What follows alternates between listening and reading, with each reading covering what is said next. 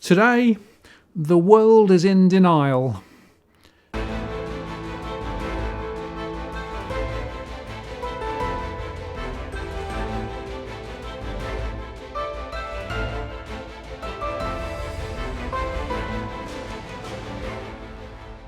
Hello again, it's Martin North from Digital Finance Analytics. Welcome to this post covering finance and problem news with a distinctively Australian flavour. Today, I'm joined again by Tarric Brooker, journalist. Hi, Tarric. G'day, Martin. How are you? Yeah, I'm pretty good. When we say denial, we're not about swimming. We're talking about people actually not seeing what is really going on. No, denial is not just a river in Egypt, as the old cliche joke goes. We see all this various commentary from politicians, from people in the market saying we're heading in the right direction at a great rate of knots, but you look at the various data points and it just really doesn't look all that rosy. It looks actually very, very poor. It does, and interestingly, true here, but also true in a number of other countries too. And I guess the first point I want to make is that people seem to have forgotten a simple rule of mathematics, that if you go 50% down, right, you have to do more than the 50% back up again to get to the same point again. It's just a simple, mathematical truth. So when people are now celebrating these massive percentage rises up, it's just not actually reflecting anything like what you need to do to get back to where you were. No. Well, I see Trump, going on Twitter and celebrating all these various achievements of, creating X number of jobs, X growth in retail sales, et cetera, et cetera. And, and to be completely honest with you, it's not just Trump. It's it's happening across the board. You're seeing all these people celebrating all these various month-on-month numbers, but they don't really tell you about the real truth of the matter of what's really going on. And more than that, but this is the numbers that we're achieving with World War II level stimulus. This is the same. The US is heading for, some say a budget deficit of 27% of GDP, which, is larger even than the height in the Second World War, when 9 million Americans were in uniform and they were building 100,000 aircraft a year. Yeah, and it's just worth remembering that a lot of that Fed stimulus was being thrown in before the virus hit, right? So we had the September crisis last year with regard to the repo markets. People have forgotten about that, right? And there were already huge signs of stress and strain in the economies around the world, and then the virus is coming over the top.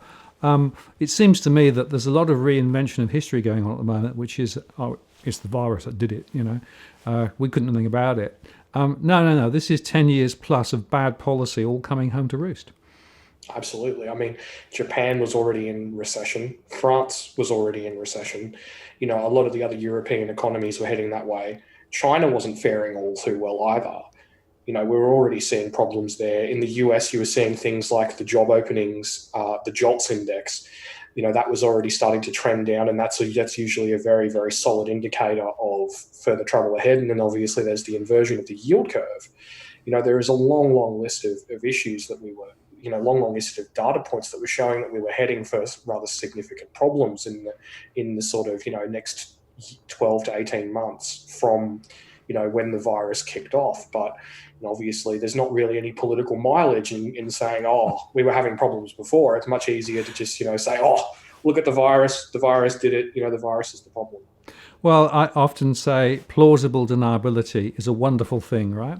So essentially all of the stuff ups that have been going on for, at least 10 years, I would say probably longer than that, close to 20 years, throwing more liquidity into the system to try and effectively prop the economy up, taking rates lower and lower. All of that was happening beforehand, and now politicians can turn around and say, well, the virus created the problem. And by the way, my high-frequency data from my surveys really lays bare some of this, right? In terms of, I can talk to households, and household stress is higher than it's ever been. That's both rental stress and mortgage stress. But I'm also looking at my SME survey data, and a few months ago I started asking a question to SMEs about whether they felt they would be still in business 6 months later, right? And the latest data is just out. And worryingly, if you look at the data, then it's roughly 1/3 of businesses are now questioning whether it's likely that they will be around in the new year. 1/3, right? And it's actually in Victoria, it's actually higher than in some other postcodes and locations and states. But interestingly, the ACT is where there is less stress from the SME sector than anywhere else, because of course it's government money, which is always flowing. Yeah, absolutely. I mean, I think that really hits on an important issue that, a lot of businesses are in trouble. A lot of things were already going wrong behind the scenes. I mean, one of my favorite statistics is that in the US, 7.4% of mortgage loans, are being deferred. Here in Australia, it's 11%, and that was up to only June 30th. We've still got the Victorian stage 3 lockdown, the Victorian stage 4 lockdown to be counted before we really get to the sort of real data. And I think that really just indicates what's wrong with Australia, sort of compared with all these other countries, because more people. America has 28 million people who are unemployed. They're in serious trouble, but somehow they have less mortgages being deferred than here in Australia, which completely boggles the mind. And it just goes to show how lax our lending standards have been and how much trouble we're in more broadly. I mean, I did the math the other day. If you take all of the various mortgages being deferred, strip out the ones that are still being paid in full, our current rate of mortgage arrears, based on that metric, is higher than those in the US during the height of the financial crisis. They're higher than the Big Short. Australians make the stripper in the Big Short seem fiscally and financially responsible, in relative terms. Oh, The Big Short, one of my favourite all-time movies for all sorts of reasons, but partly because, of course, it tells a very cautionary tale. But look, here's the point, and people need to come back to this. We've had very high debt, particularly for households, for mortgages for a long, long time. And if you look at the exposure that our banks have to the mortgage sector, it's 65% or thereabouts, right? In the US, the banks, they're around 30 to 32% exposed to mortgages. So that tells you something. And also, if you compare the debt to income ratios, it's just so much higher here. So it's just cheaper to buy property in the US relative to income than here. And so this mechanical process that we've had over the last decade plus, which is essentially, let's use households and household wealth, quote unquote, from ever larger mortgages and therefore bigger house prices to try and drive the economy, coupled with, of course, migration. Those two levers were the ones that have been pulled.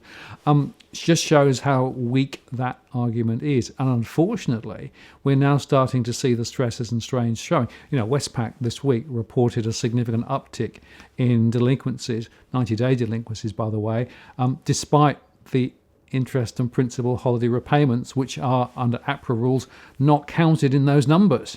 So you're right, if you do the math on what the real story is with regard to delinquency, it is horribly high, and yet people are still saying, oh no, it's nothing to see here, everything's fine, we'll lend some more money to more households, and we'll offer some more first home owner grants and other bribes so that they can go and buy a property.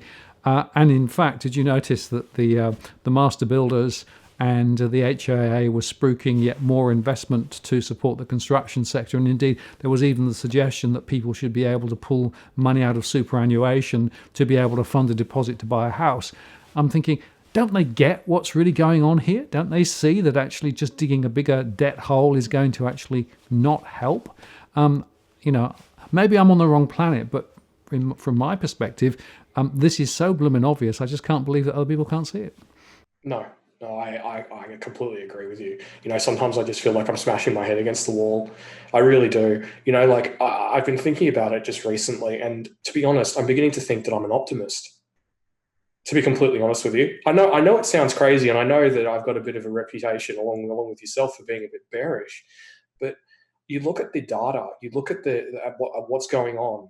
The massive expenditure that's being thrown at the global economy, and we're treading water at best. I really don't know where that ends. And I look at some of the sort of data, even for Australia in particular. Like, I've been looking at the Bank of International Settlements, their data on debt service ratios, and Australians spend almost double what Americans do servicing their household debts.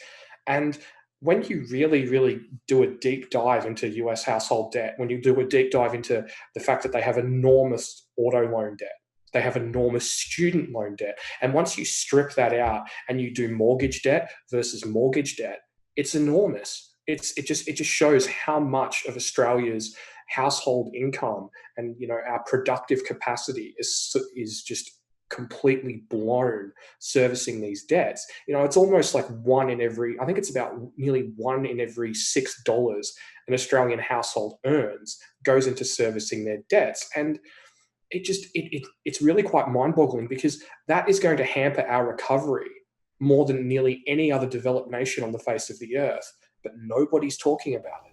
Yeah, well, here's the point, right? If you take the total household population in Australia, it's roughly a rule of thirds, right? There are around a third of Australians who are renting. There are a third of Australians who have property without mortgage. And there's a third of Australians who have mortgages, right? So that average number that everybody quotes actually completely distorts the reality, right?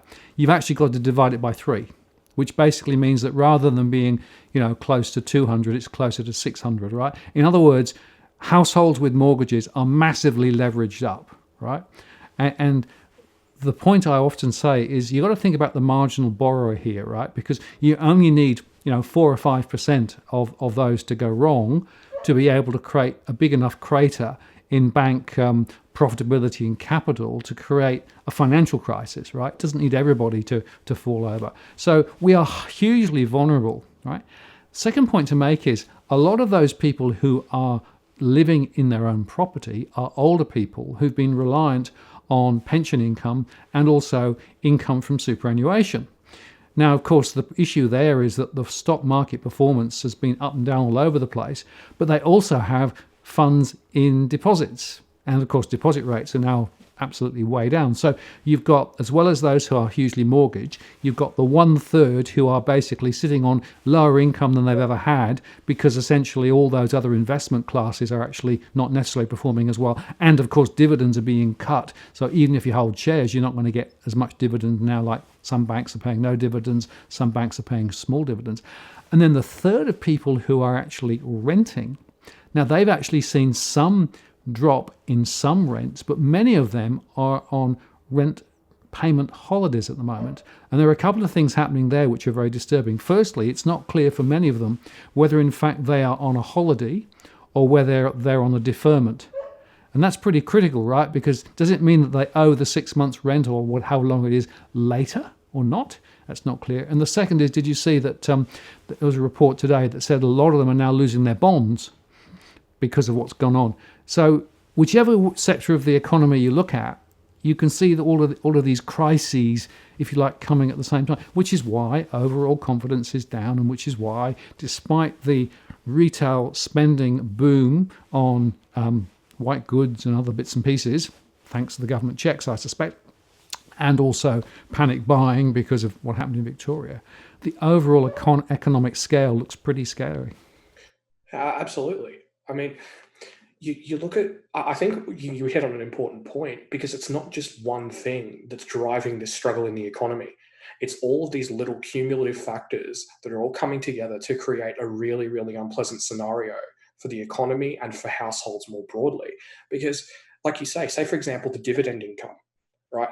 I believe that they reckon that the ABC estimated a few weeks ago that the decrease in dividend income being paid to Australians was going to be reduced. I don't know if it was Australians or Australian retirees, I'm uncertain. But either way, it was around about $10 billion over the remainder of the year. And $10 billion is a lot of money. That's $10 billion that's not being spent. That's $10 billion that's not going to be subject to economic multipliers. That's not going to flow through the economy. That's not going to help us get out of this hole. And the problem is like you say, there's all these little different things being put together. There's the fact that the rental holidays or deferments are going to end. That's money that renters now have to give to their landlords, that is not going to go into consumption, that's not going to be going into paying down debt or whatever it is that they choose to do with it. It's going to be going straight to the hand of the landlord. And not only that, but there's also, as we've discussed previously, there's no doubt going to be probably tens of thousands of people, on the chopping block for evictions. because, well, landlords need to get paid. It's just the way of the world. And all these various issues come together to create enormous social problems for a start. And then there's also the issue of lower interest rates. So there's going to be all these retirees who are used to, the ones who take, they take the grandkids to Dreamworld in Queensland. They take the grandkids on holiday with them when they go to Bali. They pay for the private schools. They do all these various different things, and they're not going to be able to afford that anymore. So that's even less money flowing through the economy. And I look at this withdrawal of stimulus to the tune of, what is it, about 60, $70 billion, depending on what estimate you go by. And that's effectively almost a Great Depression level withdrawal of stimulus in and of itself. And then there's all these other factors that we're discussing, and it paints a really, really bleak picture, to be completely honest with you. And then I read about, unemployment's going to come down, economic growth's going to bounce back, and I'm just like, how? The math doesn't add up. Seriously, you can get a grade 5 to just go 10 minus this equals negative GDP. Well, of course, the other factor there is 30% of households have received some government support. 30%, right? Since the COVID crisis started. So basically, the real story is the only thing that's propping the economy up is all the government money that's been pouring in. But as you say, we're getting to the point now where they're wanting to turn the taps back. Although my own view is they'll have to change that. I wouldn't be surprised to see them continuing the stimulus for a lot longer. And they probably should, because without it, there's really a very, very sad story to tell. And I guess the other point that I want to make is that unemployment is still forecast to go higher from where it is, right? The Reserve Bank is saying end of the year 10%, give or take, where it's 7% now on the official numbers. Of course, the unofficial ones are probably more accurate and much higher. So it's not like we've hit the end of the crunch down. We're still in the foothills, heading uphill towards higher unemployment end of this year and 7% plus in 2 years' time. So this is all about a long, slow grind, right? And I just can't see the policy settings and levers in place to be able to lay a foundation for getting out the other side. And remember all the conversations right from the Reserve Bank through to the Treasurer and indeed the PM about V-shape, build a bridge across. Well, I can tell you now that bridge has got a very, very long span, and I think it's a bit wobbly at the far end, and it hasn't reached the other side yet. If it's anywhere near the other side, I'd be astounded, to be completely honest with you. No, I look at the data, and it's just like I wrote an article a few months ago in which I basically theorized that one of the biggest problems going forward is that at the moment we have this limbo moment. We have record high retail sales. We have household confidence probably higher than it should be, to be completely honest, in terms of the way people are approaching their own finances, and a few other indicators in that sort of vein. And that creates a real problem for the government, because you've got a party room full of people, maybe not full of people, that's a little bit unfair, but with a fair few people who are just going to look at these headline indicators and they're going to say, we've beaten this. Look at retail sales, they're fantastic. Look at this, that's fantastic. We've achieved all this and we've achieved all that, and we should turn it all off. And that's what we saw a few months ago. You saw, Jason Flinsky and a few other Liberal MPs coming out and saying we need to turn off JobKeeper as soon as possible to save the money, to get the budget back in the black, and everyone gets their nice little Liberal Party mug, so everybody's happy. And it speaks to the sort of lack of realism about this situation. But by the same token, I mean, in a way, you almost have to understand, because every time people have said Australia's in trouble, we're going to have a big issue, we're going to have a big problem, somehow we've always found a way to avoid that. And people believe that that's what's going to keep happening. The politicians believe it. The people in the street believe it. I even look at some of these, business confidence indexes and stuff like that. There has been some probably more improvement that's warranted, to be completely honest with you. We've still got this insolvency wave coming later in the year. We've still got the tapering of various government stimulus programs later this year. And I don't really feel like any of that's really represented in the data just yet. it's just sort of, oh well, hopefully ScoMo was right, and hopefully the bridge holds out, and next year will be better. But I don't really think that's going to be true from an economic perspective, to be honest. Yeah, well, there's that little thing in the strategy, right? So you do this, do this, do this, and then there's a big cloud, and it says, and then a miracle happens, right? And magically everything's. That's where we are. There is somehow an expectation that this miracle is going to happen, and maybe it'll be the iron ore, and maybe it'll be China or whatever, right? But there is just no thorough thinking. And even Phil Lowe has been talking about we need more jobs, right? At a time when unemployment's rising and when effectively more small businesses are going out of business. I have to say that I'm not convinced that we have a plan. I'm not convinced that we actually have any idea about what we should be doing, and I don't know whether our politicians are up to it. But frankly, if they aren't up to it, they should get out of the way and find some people who actually really want to take this on and steer it towards a better outcome. Because just going back to where we were before, as we said in previous shows, is just not going to work. We need a different set of norms than we've currently got. I completely agree with you. I mean, but by the same token, if you look around the world, they're not unique.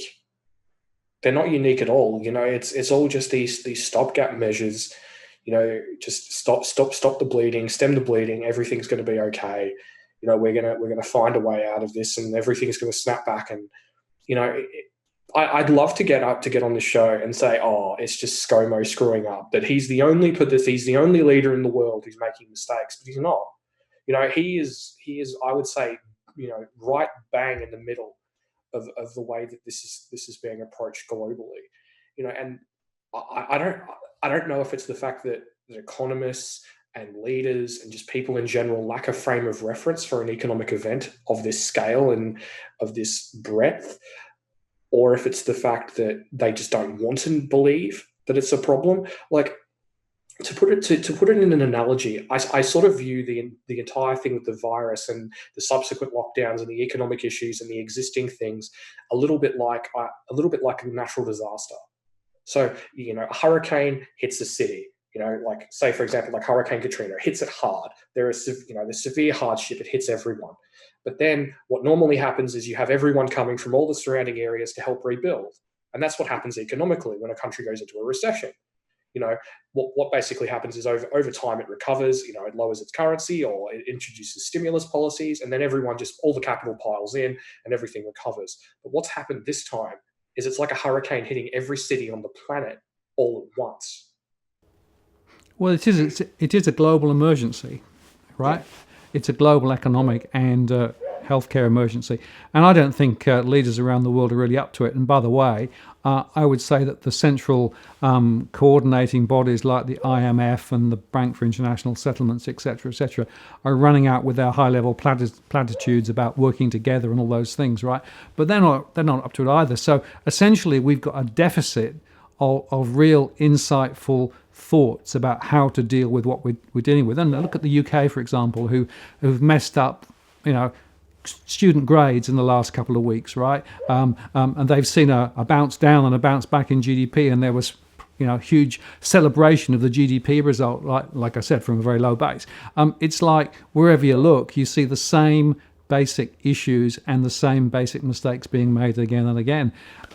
I just now maybe I'm just old, right? Maybe years ago it's not true, but I feel that years ago those leaders around the world actually had a bit more nous about them and had a bit more sense of what they needed to do to be able to take things forward. I just don't know whether the capability's gone down or whether I've just got old and suddenly get really cynical. But I have a feeling that overall capability is just lower than it used to be. Well, I mean, I suppose that means I'm old too. Well, if you're old, then what does that make me? I should be drawing my official, well, if I were to draw official pension this year. So it's sort of, but if I think back through to the the 70s and the 80s and the 90s, politicians weren't perfect, but there were some people who I think were a bit visionary, but also were prepared to take on some of the hard issues. Now, maybe I'm wrong. Maybe it's always been like this, and maybe I just wasn't close enough to see that they were already making it up as they go along, frankly, taking tactical decisions for political ends and not thinking strategically, etc., etc. Maybe that is true, but frankly, something like Clinton looks quite like a visionary leader, which I wouldn't have said at the time, but there you go. Richard Nixon would be doing a much better job, to be completely honest with you. Yes. And he'd have all the evidence because he'd be recording as well. Yeah, exactly. No, but I mean, like, if you look at the situation from a historical perspective, the precedents are all there. You read about the Depression. If you go into a deep dive into how the Depression played out, into the contagion that spread around the world, and then you look at it from the perspective of the fact that it's all happening at once rather than just, leapfrogging around the world slowly but surely, it really does, indicate the scale of the problem. But also, once again, looking at it from a historical perspective, unlike Franklin Roosevelt or unlike, other Depression era leaders, we have a playbook. We're not going into this situation completely blind. We have, decades and decades of well-documented history from all these various leaders that we can call on, people who are still alive today, who we could get in a room with Trump or ScoMo or whoever it is and hammer out a better plan for the future. But that's not what's happening. No one is, I can't think of a single leader who has a very wide-ranging, comprehensive, well, let's be honest, leader of a major nation. I'm sure that there are, people in, random countries who have fantastic leadership, but, not in a sort of, G20 nation, really. And we're lacking vision, we're lacking anything. But I think more than anything, it all comes back to the title of this video. It's about denial. It's about not accepting the scale and of the absolute crapshoot that we find ourselves in. The fact is that many of the decisions which are being taken are tactical, political. I agree, it's awkward. It's difficult. This is not a simple and straightforward issue. But I also make the point that a lot of the decisions that have been taken, particularly by central banks, are actually buttressing the position of the financial system and of the few percent who own most of the assets and the richest, and the rest of the world effectively are just, picking up the pieces or the crumbs. And it's this distortion that I'm more worried about than anything else, this continued perpetuation of, protecting a small number of people against the greater population. And for me, that's the fundamental value question, not value in terms of dollars, but value in terms of morals, which I think is really where the discussion needs to start, because we are in the situation, and it's partly the neoliberal approach to things, right, where effectively those in power and those buttressed by the wealthy around them feel as though they're doing well because they're still okay, whereas in fact the rest of society is falling apart at the edges and looking at social issues and looking at the degrade of wealth for everybody else makes it a completely disorientating and unequal discussion. And yet, frankly, the people in power really don't seem to care, and maybe they do care, but they don't seem to care. No, there's no, there are slam dunk, easy peasy policy moves that they could take. So for example, ScoMo could get up there tomorrow and say all federal MPs are going to take a 10% pay cut temporarily, until unemployment's under X or until we have achieved Y, whatever it is. We're going to recommend that all the various state and territory leaders and elected officials also take pay cuts, and also talk to the public service about pay cuts in certain areas with jobs that earn over X amount of money per year. No Australian should be struggling while we're getting paid all this money. It's an absolute piss easy slam dunk that he can announce to the high heavens and go on about and on and on and on and on like he does and score major political points. It's just obvious, dumb stuff that that in reality really accomplishes nothing in terms of, it's going to add, maybe another couple $100 million to the federal budget, across all of the various public service cuts. But that's it. It's not a lot, but it's a message. It's a narrative that says we are with you. We care. But like you say, that's just not happening. And I think that's emblematic of what we're seeing around the world. The elite in so many countries has become so disconnected from the reality of people in the reality of people in the street, that they can no longer adequately relate. And that's a key thing. There's a reason why the French elite didn't really survive the revolution, because they didn't listen. And the American elite in a lot of ways are even worse, because I don't think that even Mary Antoinette would have been silly enough to be thinking, oh, 15-20% of the pre-virus workforce don't have a job. Yeah, let's cut their unemployment benefits. That sounds like a fantastic idea. Let them eat cake. Well, I interviewed the economist Michael Hudson some time ago, right?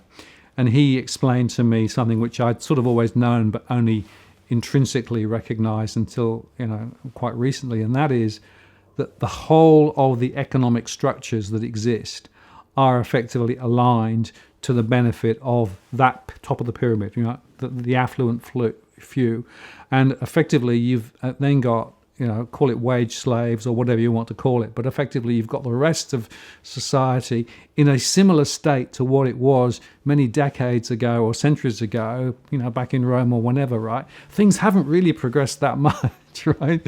Because essentially it's the preservation of the wealth in the small proportion of people, right, at the expense of everybody else. And he makes the point, and I think it's so powerful now.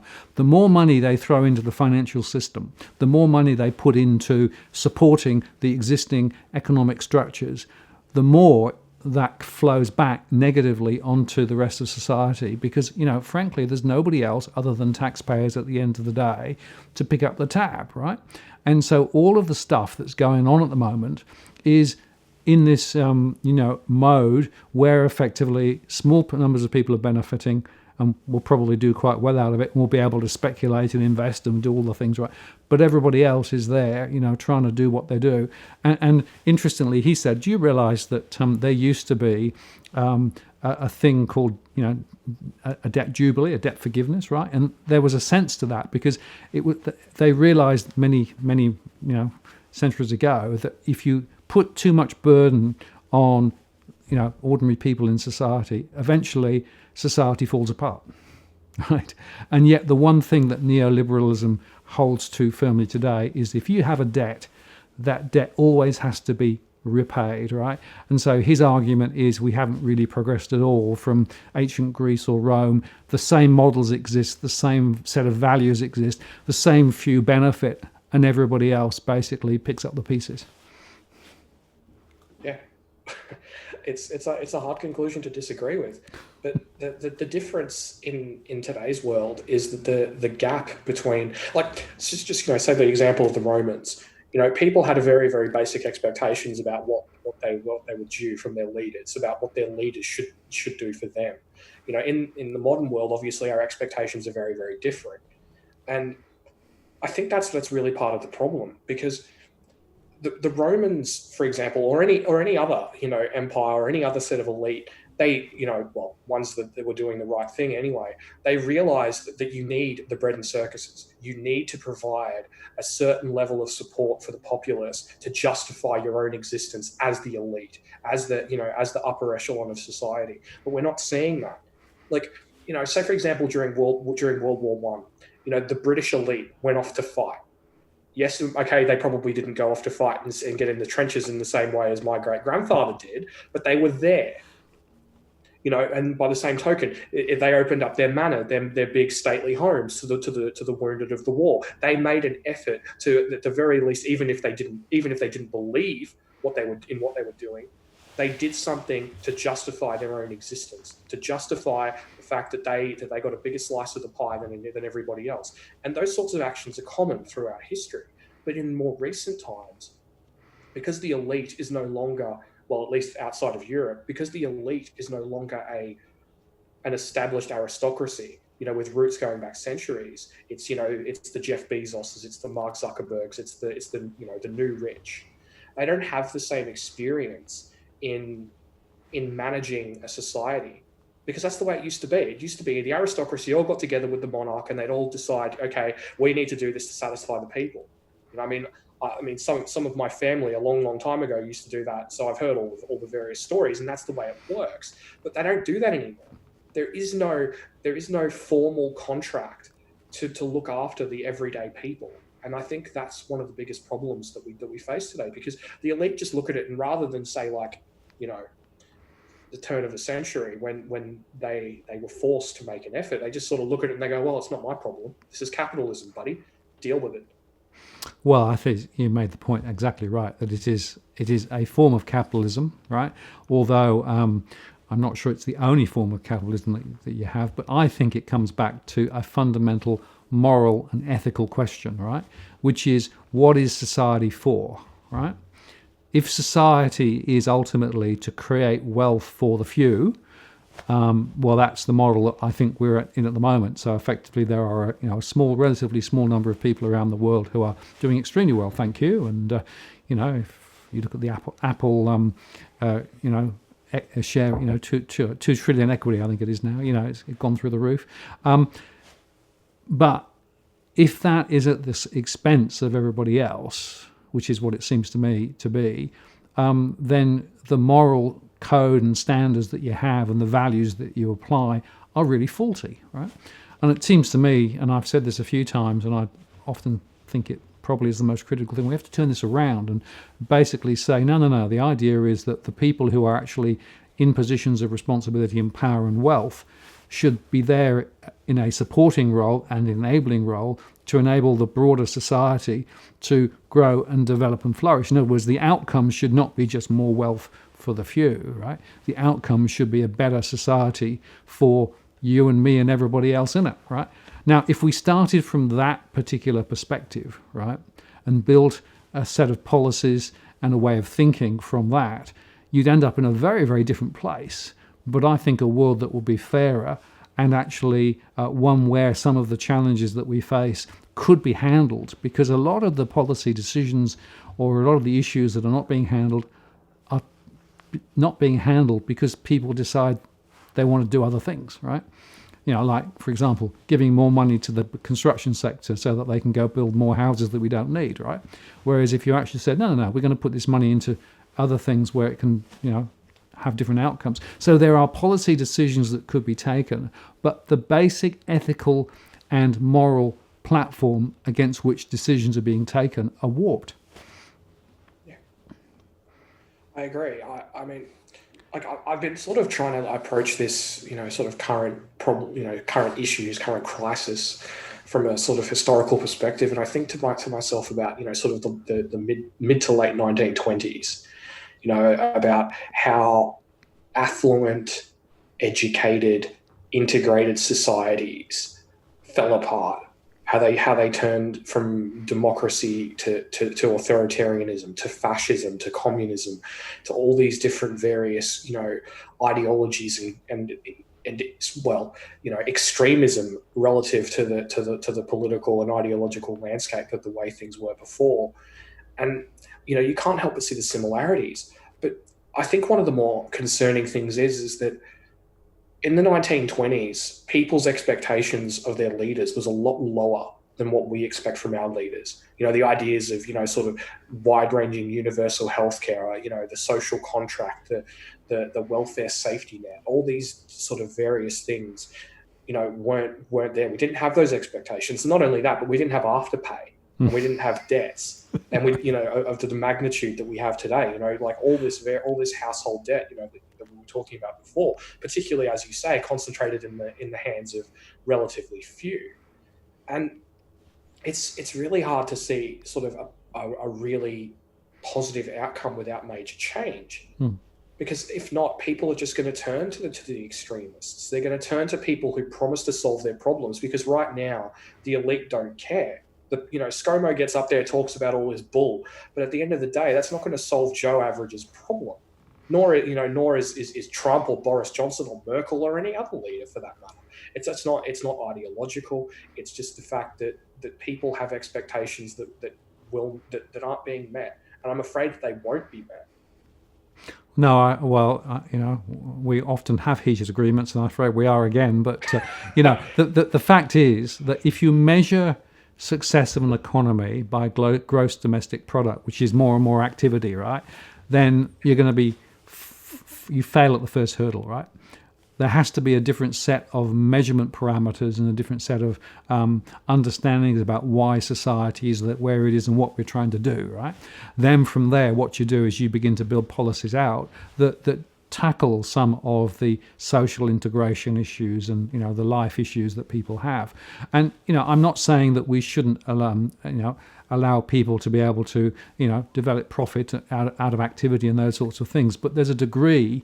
And at the moment, we've gone right off the end of the scale to the point where effectively a lot of the things that should be being addressed to make society better and the lives of average Australians better are just being ignored and just sort of say it's too hard. We'll focus over here. We'll focus at big business. We'll focus in the construction sector, whatever it is, right?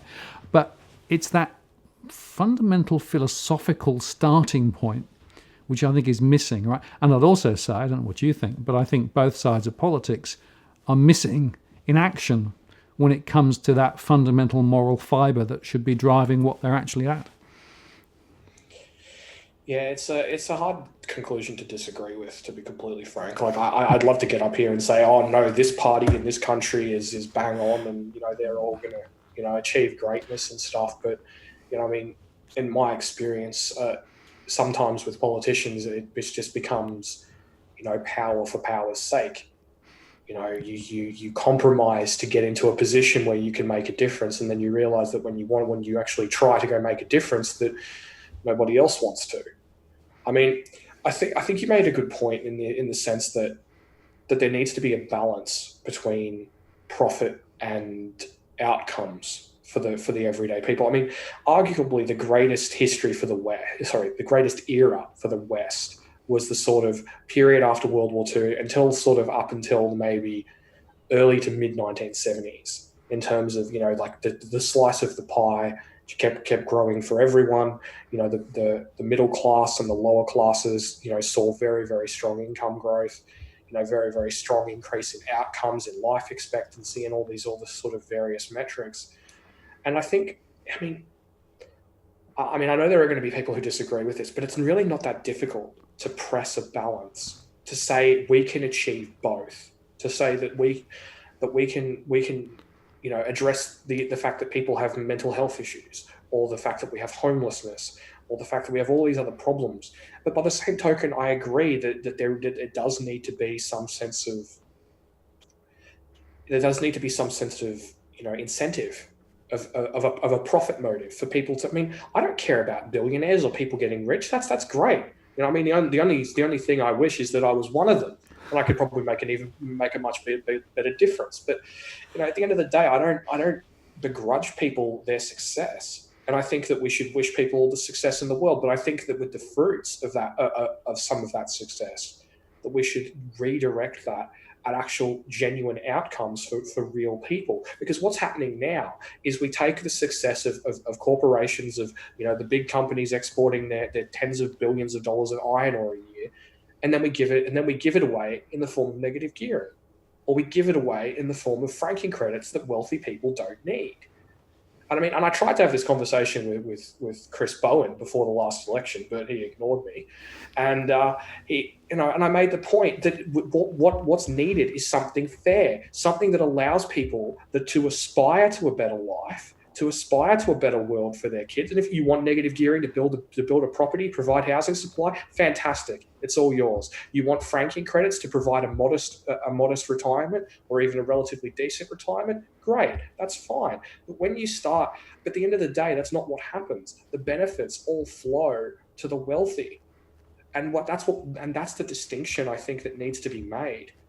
No one says people can't get it. Like, that's what Labor need to get up and do. They need to say, we love free enterprise. We love people making profits. We love people getting rich. But what we want is something fairer, something where everybody benefits too. But we're not anti-business. And that's the problem that a lot of left-wing parties are making, a mistake that they're making in the UK. They made it with Jeremy Corbyn, and it wouldn't surprise me if they make the same mistake again in the US with Biden. Yeah, unfortunately, I think you're right.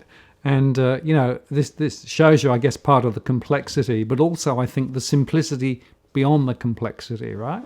Because if you really do start from the question of, what is society for, how do we actually make society more able to prosper, then I actually think, the building of profit out of that and creating a bigger economy makes a lot of sense. But you have to do it in a way where the gradient between the really, really rich and the rest of society is not completely out of kilter. The CEO's salary relative to the average worker has gone way off the scale here, as in the US. In fact, in the US, it's disgusting, frankly. So it requires a different set of values and norms, right? But it also requires, therefore, people to go into bat for the more voiceless and those who are less able to actually argue for their own position and their own outcomes. And that's another thing that I get quite annoyed about, which is that there are very, very strong lobby groups, the property sector being a good example, who are always in your face and always lobbying, here is what the government should do for the budget in October, right? But there are other more voiceless groups and communities in society that don't get a look in. And for me, that's got to be part of the new model to get a better set of understandings of what levers we should be pulling. Because, like I keep saying, there are always choices, right? And implicitly or explicitly, politicians are making choices all the time about backing this horse or backing that horse or doing this or doing that, right? But unless we've got the right moral framework within which those decisions are taken, it's always going to be pear-shaped. It's always going to be the status quo that's being supported. It's always going to be designed to ensure that they get re-elected next time, rather than the critical outcome, which is actually the future enhancement of society, which for me is the acid test. Yeah. Yeah, I mean, I'd really like to think that Australians can, once upon a time, we pretty much led the world in economic output. Once upon a time, we led the world in sort of, rights for, say, for women to vote. We can again, but to be honest, Australians in general are some of the most apathetic people on the face of the planet. Well, the weather's generally nice. Just go down to the beach, watch the footy, and she'll be right. Except it's not. No, it's not. And I think that's why in the next few years, America is going to be a very interesting bellwether, to be honest with you, because they're further down that road towards the divided society, towards the divide between rich and poor than we are. Yep. And unlike us, they have 400 million unregistered firearms. So unlike us, the people have a great deal of leverage. If you do start to see large-scale civil unrest and people walking through the streets with, assault rifles, then I think that you will see some change forced. But here in Australia, I don't really see any of that vision from anyone. I suppose you sort of see some of it to a degree from the Greens, but it's condensed through such a narrow ideologically driven lens that it just ends up being, I don't know, just not really much of anything at all, to be honest with you. We need a plan because this, to be honest with you, this isn't even about the stuff that we normally talk about anymore. This isn't even about, improving society or housing the homeless, all those sorts of things. That's become sort of a desirable secondary objective. But this is about maintaining the cohesion of our society through a difficult period. And that's the way it needs to be viewed by the politicians, because it's not just about improvement or about moral values or all these various different things. They need to really get down to the nitty gritty and realize that it's about the survival of their political class. Well, I actually think it's not only that, but it is actually about the survival of Australia as a free and fair country, and the moral values that we aspire to. Right? What I'm, saying, and I think, this is a step down from the political environment. The decisions that are taken now and over the next couple of years will set up or create failure for our country for the next 20 or 30 years. And the risk is you end up effectively going down the culdesac, a bit like the US has gone, right? Because we are heading in that direction, and it seems to me we're heading more and more in that direction as we go. And unless we actually have people who begin to say, no, there is a different narrative, a different outcome, a different set of end goals that we should be achieving, that's where we're going to end up. Because pretty much everybody in mainline politics is heading off in that same direction. So I guess my plea is now is the time to articulate a better alternative view and then translate that into different investments and different policies, because it is conceivable to do that. And yet, frankly, there aren't very many people here in Australia who I think are willing and able to take that on board and begin to march with it. So it's a bit gloomy, I'm afraid, but I think there's an opportunity, there's a window, but unfortunately, I'm not sure that anybody's going to climb through it and sort of take us in a different direction. Well, to do my thing and expand on your gloom. Feel free. Yeah. The problem is that we need a plan yesterday. We needed a plan 6 months ago, to be completely honest with you. I mean, we're going to have a wave of insolvency starting in September. We're going to have one of the biggest decreases in stimulus. One of the biggest peacetime decreases in stimulus in the history of the bloody world. And there are already so many people who are going to lose their jobs, who are going to lose their businesses, like you were saying with your SME survey, up to 30% of businesses potentially closing. I mean, we're already right up the creek without a paddle, like as it stands today, right here, right now. And there's no plan. There's no plan whatsoever. There's no plan for a recovery. There's nothing. And it's not just Australia, it's the whole world. And that's what just makes this denial from leaders, from economists, from all these different people so frustrating, that I just feel like smashing my head against the wall for an hour, that they just do not realize or accept the absolutely dire reality of the situation, that we need a plan to recover tomorrow, because the wheels of politics move slowly, and this needs to get done. Because if we don't, honestly, I haven't even thought about what kind of world that's going to be, because frankly, I don't want to unless I absolutely have to.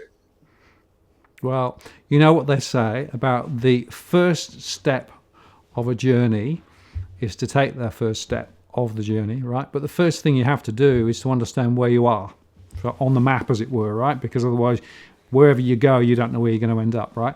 And my argument is the map, if you did but read it, is quite clear in terms of where we currently are, right?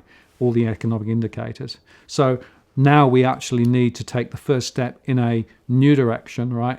Just going back and doing a bit of tax cutting and bring forward some of the stuff they were going to do anyway in October, right? Ain't going to cut the mustard, right? There has to be an alternative approach, an alternative route cast. And yet many people still haven't got the map open yet, right? They're still looking at the picture on the cover thinking, oh, it's looking very nice. Yeah, they're fine. So this is an urgent and critical task, which unfortunately I worry that people are not taking serious enough. But we'll keep on watching, Tarric. We'll keep on sharing our views and shouting from the rooftops. And I try not to bang your head against too many walls, because the walls tend to answer back. Yeah, mate. Well, hopefully we do see some positive change, but I'm not so hopeful. And just to finish on a sort of even gloomier point, my concern is that the governments are just going to sort of keep playing stimulus whack-a-mole, and the central banks are just going to keep inflating this bloody bubble. Could well do. And interestingly, I was talking to Harry Dent today, and he said, look, they will run out because you have to continue the stimulus at not linear, but a logarithmic level to be able to just keep it going, right? And so at some point quite soon, it's just going to stop. And that's why he's still of the view that the future is deflationary, not inflationary. So, there's a lot to play for here. But, we're not even off first base yet. Anyway, we'll keep chatting and, let's try and not be too negative. I'm still very optimistic about people and about the fact that actually society is made up of people who actually, I think, are underrated as a species generally. Politicians, on the other hand, are overrated as a species, and maybe we need less of them and we need more people with, a better sense of balance to be able to take more control of what's going on. No, exactly. I mean, I've known some fantastic people in my life, people I've met through charities and various volunteer groups, and they do amazing things with very, very little. And it's not that I don't have faith in in sort of people as a whole. It's the fact that our leadership is just so awful. If you want to replace them with charity volunteers and people who give up their time to help people tomorrow, I'd be a whole lot more optimistic than I would be with the current jokers we have running this planet. Okay, we have to junk the political machine and get a voluntary parliament in place. I'll second that. Well, that's two. We're halfway there. Tarric, good to talk to you. Take care. Yeah, you too, mate. Bye. Cheers.